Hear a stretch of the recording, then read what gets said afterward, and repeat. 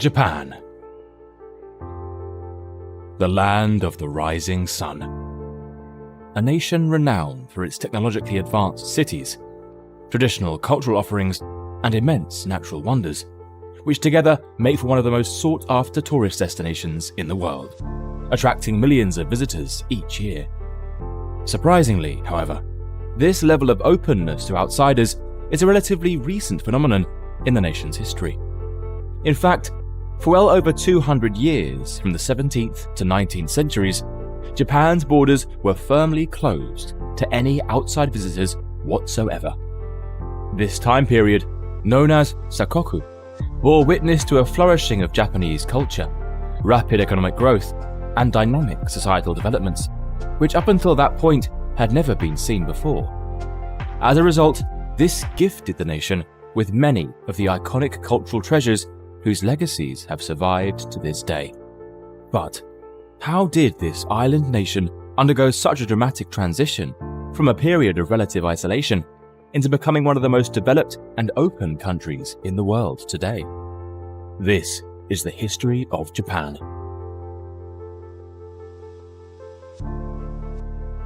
All of our videos are now available to watch ad-free over on our Substack page.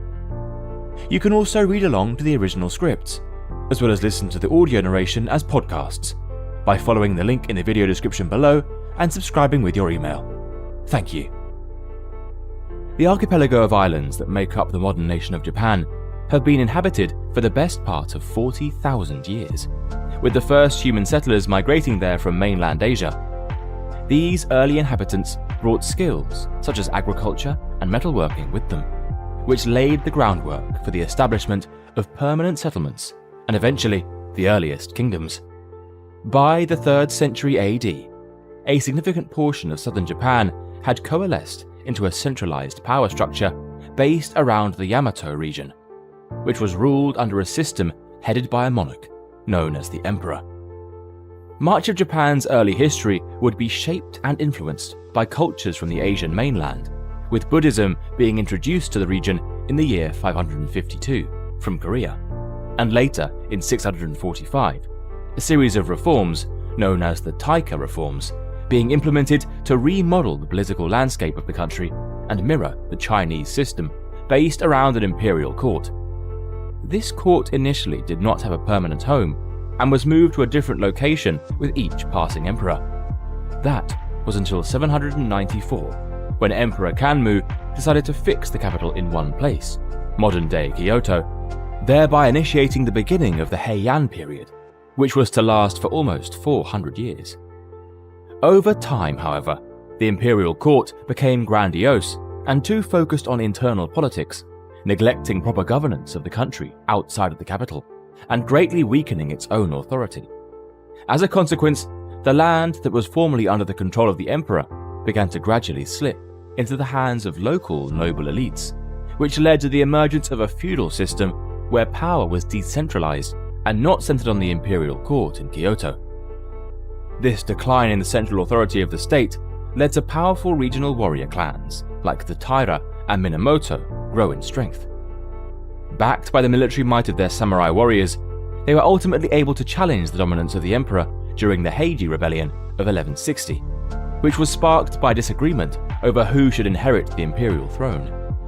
This in turn escalated into the Genpei War of 1180 to 1185, with the Minamoto clan, headed by its faction leader, Yoritomo, eventually winning out over their rivals and subsequently establishing a new and separate military government based in the city of Kamakura, far away from the imperial court of the emperor in Kyoto. Yoritomo was able to go further and convince the Emperor Go-Toba to grant him the title of shogun, or Great General, in 1192, effectively making him the de facto ruler of all Japan, and initiating a period of military rule called the shogunate that was to last for the next 700 years. The fighting abilities of the samurai would soon be put to the test once again at the beginning of the 13th century, when one of the largest empires in history turned its attention towards conquering Japan. In 1265, the Mongol Empire, headed by Kublai Khan, demanded that Japan submit to him as a vassal state, But after receiving no response, the Mongol leader began to plan a full-scale invasion of the country. The Mongol forces landed on the island of Kyushu in 1274 and met a determined, although significantly smaller force of samurai in battle.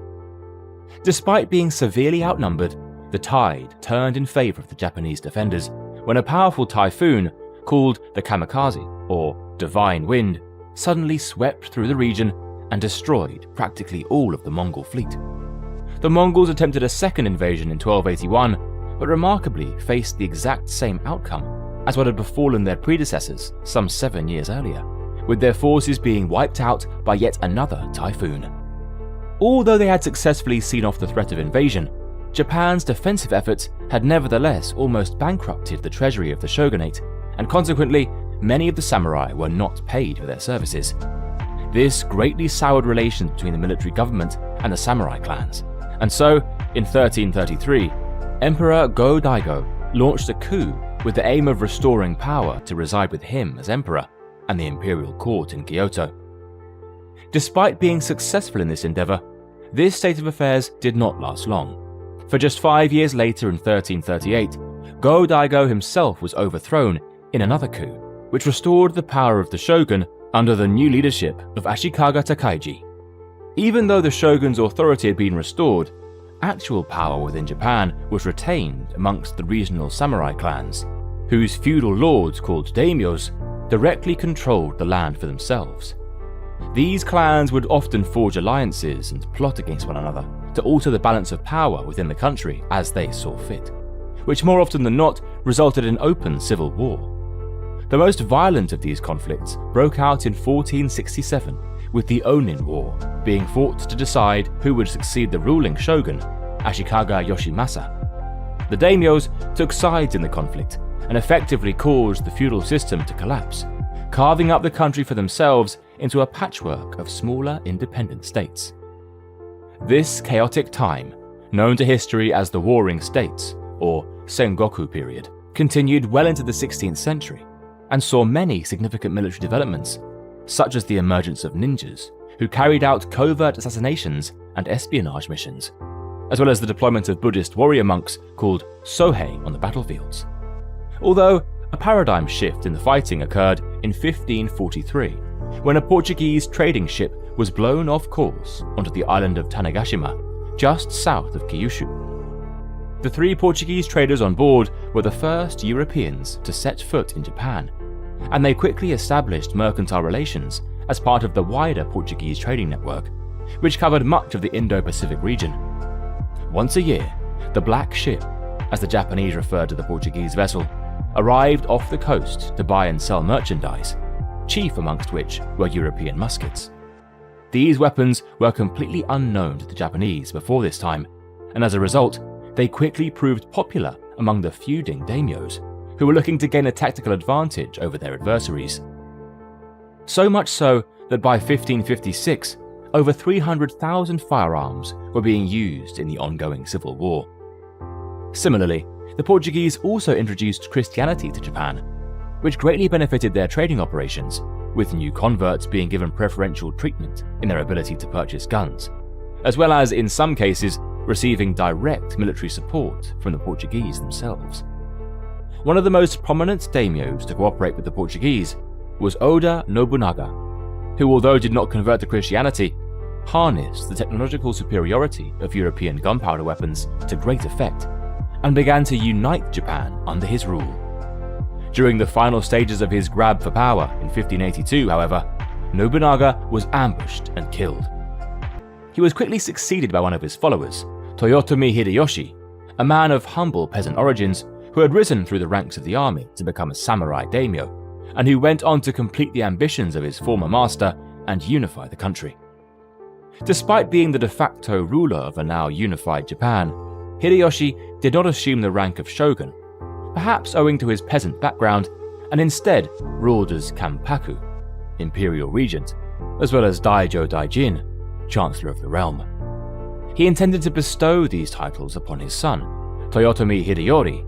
However, being still only a child at the time, Hideyoshi asked his 5 most trusted subordinates to pledge loyalty to his infant son, until the time came when he was old enough to assume power.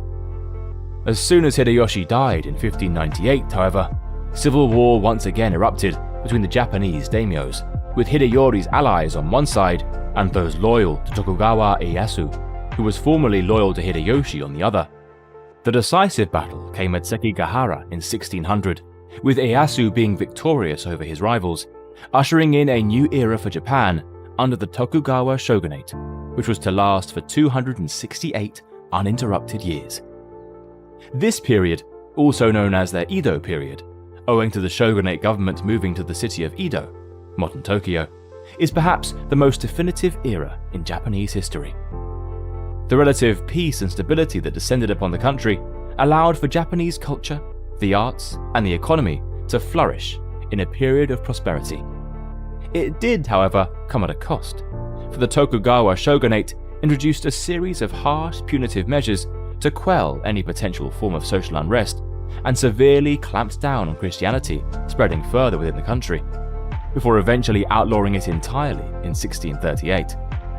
In order to prevent any further foreign influences from taking hold in the country, the third Tokugawa, Iemitsu, introduced a policy known as Sakoku in 1639, which effectively closed the country to outsiders and prevented any Japanese people from travelling abroad, returning from overseas, or building ocean-going vessels. Limited trade was only permitted with neighbouring China and Korea, and the only Europeans granted a trading license were the Dutch, who were confined to the small island of Dejima off Nagasaki. The remainder of the 17th century saw Japan continue to prosper and flourish under the successive Tokugawa shogunates, with the population doubling to 30 million and the government constructing roads and schools to greatly improve the socio-economic output of the country. However, by the late 1700s and early 1800s, cracks had begun to show in the strength of the shogunate. The rapid growth in agriculture that had defined the early years of the Edo period had come to a halt, and the government's response to devastating famines during the 1830s was severely inadequate. While all this was going on, some Western ideas had gradually begun to take hold in the country, owing to the introduction of Dutch books covering the most recent European scientific discoveries, which were translated into Japanese and distributed from their trading base at Dejima. Japan's period of isolation would come to an abrupt end in 1853, when a fleet of American warships led by Commodore Matthew Perry arrived in Edo Bay. The US government wished to open Japan's ports to international trade and was prepared to use military force to secure this goal if necessary.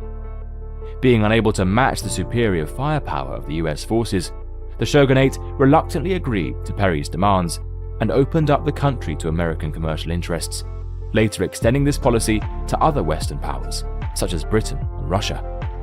This seeming capitulation to the Western powers angered many within Japan, particularly those from the southern provinces of Choshu and Satsuma. They quickly formed an alliance and, in 1868, convinced the young Emperor Meiji to issue a decree calling for an end to the Tokugawa shogunate. The armies of Choshu and Satsuma then marched on Edo, leading to the Boshin War and ultimately the downfall of the shogunate.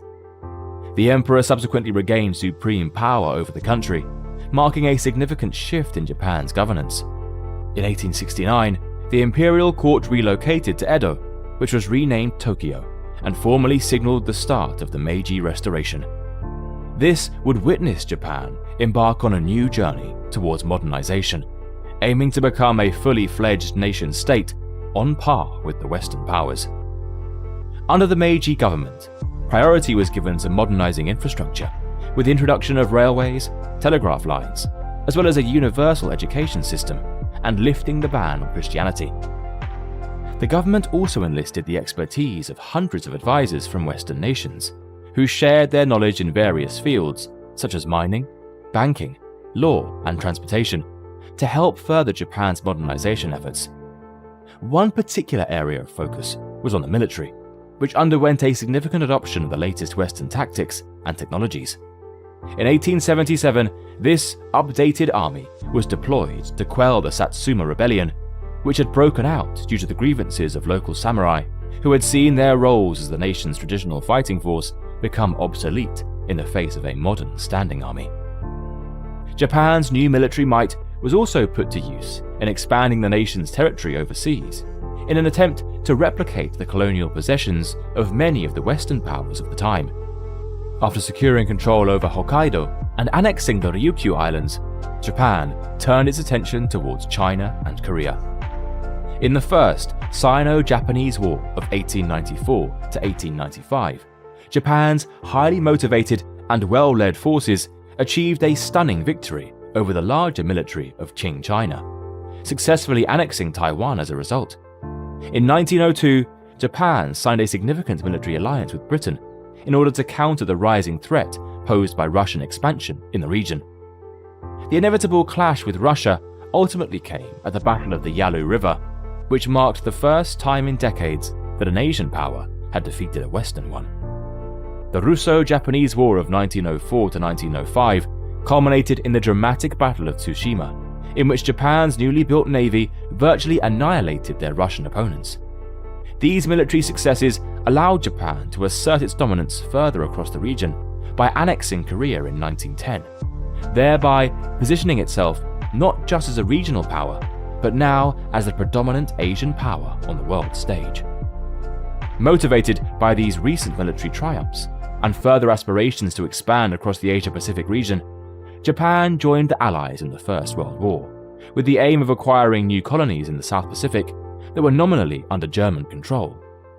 Following the conclusion of the war, Japan participated in the Treaty of Versailles and enjoyed favorable international relations, which were bolstered by its membership to the League of Nations. However, like many other countries during the post-war period, a growing nationalist and fascist-inspired sentiment began to take hold within Japanese society, particularly within the military, whose expansionist ambitions were becoming increasingly bolder. These aspirations triggered the outbreak of the Second Sino-Japanese War in 1937, which saw further territorial acquisitions on the Chinese mainland and a growing distrust of Japan's intentions in the region by the international community. Alarmed by this aggression and increasing levels of expansion, the United States imposed harsh economic sanctions on Japan to hinder any further war effort.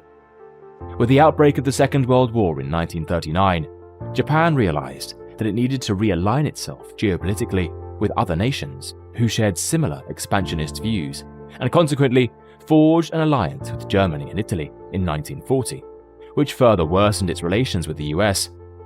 Japan also alienated other Western powers such as Britain, the Netherlands, and France by occupying further territory in Southeast Asia and encroaching upon the colonial possessions of the European powers. Ultimately, however, Japan's government, under the leadership of Prime Minister and General Hideki Tojo, decided that it would need to preemptively strike against the United States if it was to lift the economic sanctions imposed upon it and secure the recent territorial acquisitions it had made in the Pacific. On the 7th of December 1941, the Imperial Japanese Navy launched a surprise attack on the American fleet stationed at Pearl Harbor, Hawaii.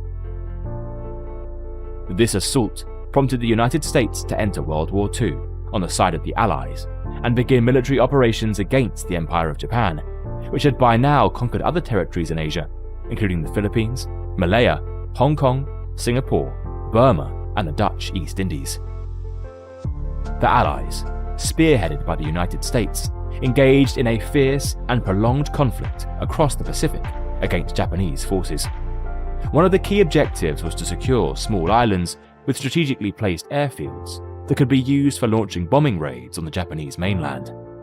However, the increasingly costly and slow progress of the fighting led the United States to realize that a ground invasion of Japan itself would result in incalculable losses for their troops. As a result, they decided to utilize a newly developed secret weapon to compel Japan to surrender. On the 6th and 9th of August 1945, the US dropped 2 atomic bombs on the cities of Hiroshima and Nagasaki, causing the deaths of well over 100,000 people. The surrender of Japan was conveyed to the Allies on the 14th of August and was publicly announced by Emperor Hirohito on national radio the following day. With the war over, Japan came under the occupation of Allied forces, led by General Douglas MacArthur, who initiated the reconstruction process. The Japanese military was disarmed, and the government underwent a process of democratization. Although Emperor Hirohito was allowed to remain in his position, he was required to publicly disavow his divine status, which had become a central tenet of the state Shinto religious system. Under the guidance of Prime Minister Shigeru Yoshida, Japan shifted its focus towards economic development, rather than pursuing an assertive foreign policy. By 1955, the Japanese economy had surpassed its pre-war levels, and by 1968, it had emerged as the world's second-largest capitalist economy. The following decades would see Japan establish itself as a global leader in automobile manufacturing, and as a major player in the electronics industry, resulting in an economic boom that was backed by Japanese-made consumer goods. All of this post-war economic activity helped to shape and mold Japan into the successful nation that it is today, one that ranks high in almost every measure of global output and development, from economics to technology and even life expectancy. All of this is owed to the arduous work ethic and tenacity of the Japanese people, who, after having suffering hardship during the final stages of the world's most destructive conflict, decided to embark on a different path altogether towards rebuilding a modern nation-state that was free from the hostilities, divisiveness, and inequalities of the past.